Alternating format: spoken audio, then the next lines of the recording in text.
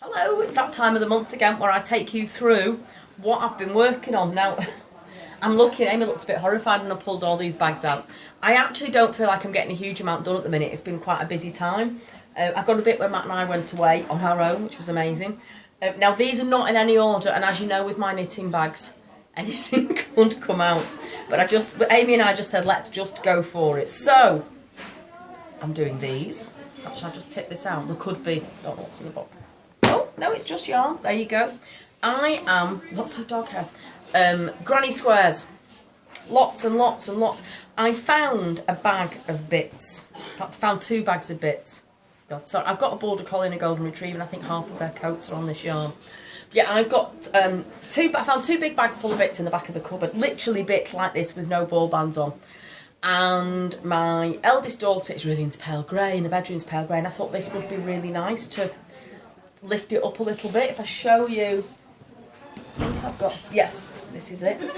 Got some completed, what I've done, I've used all these bits in just all different colours, and then I have taken some merino soft from Shapier's, and I'm going around all of them in the same colour, and then I'm going to do a continuous join as you go to bring all those together, so it'll look quite modern. So yeah, really, it's good. It feels so lovely. I do love merino. So that's one thing that's keeping me busy. What was in this one? Yeah. Giant chocolate buttons. I mean, you just can't beat giant chocolate buttons, can you? So yeah, so these were the rest of my squares. What else is in here? I'm also using this. There we go. This is the Rowan Pure Wool Worsted. I'm doing the Martin Story latest knit along. I'm doing the cushion. This is, let's put my glasses on for this, the second set of patterns. Now some of the patterns with this cushion I'm not keen on. You can see that I've started to do I've finished one of these before, the diamond cable pattern. But yeah, some of these, there's one that's almost tree-like that I just haven't been I've not particularly liked, so I thought, right, I'm just going to concentrate. I might just do this one and the other small one that I've shown you that's actually on my desk at the minute, so I haven't got that here. Now, was there anything else in this bag? No, just lots of notebooks to keep everything in. So that was this bag.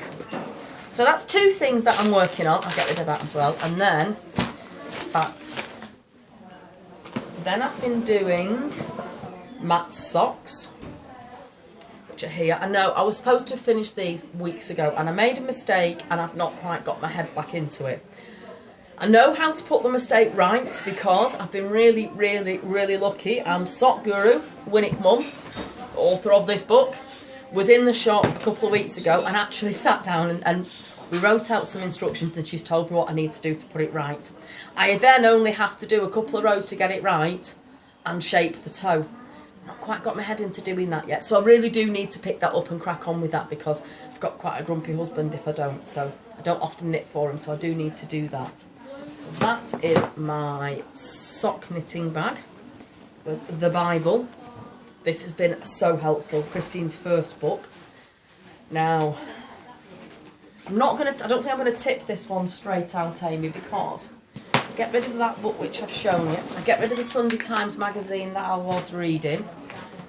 Get rid of the little notebooks. These are great from Knit Pro. These are relatively new. And this is brilliant for keeping all my rubbish in when I go away. So that's the beads for the Martin Story project. These are gorgeous Kahana tape measure. I just love those. So that's everything that I sort of carry around with me. Now, in this bag, there you go, I was knitting on the plane. I was away at the weekend when I was knitting on the plane at the weekend. And that is, there you go, to prove that you can knit. This is my knitting bag for on the plane. So there you go, there's my boarding pass as well. So EasyJet, thank you for letting me knit on there at the weekend. Now,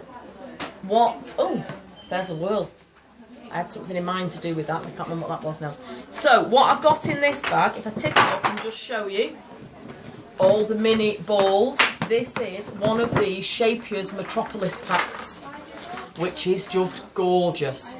80 colours, 80 10-gram balls, 80 different colours. I have tipped them all in there. There is an order. They do have numbers written on them, but I'm not sure I'm actually sticking to the order because I do quite like freewheeling, as you know. And I'm making this mitered square blanket, which I think is going to be great. It's the easiest on-the-go project. So for the bottom layer, I'm just doing little mitered squares. This one is to go here, and then you just pick up a knit in between the triangles. Really, really simple.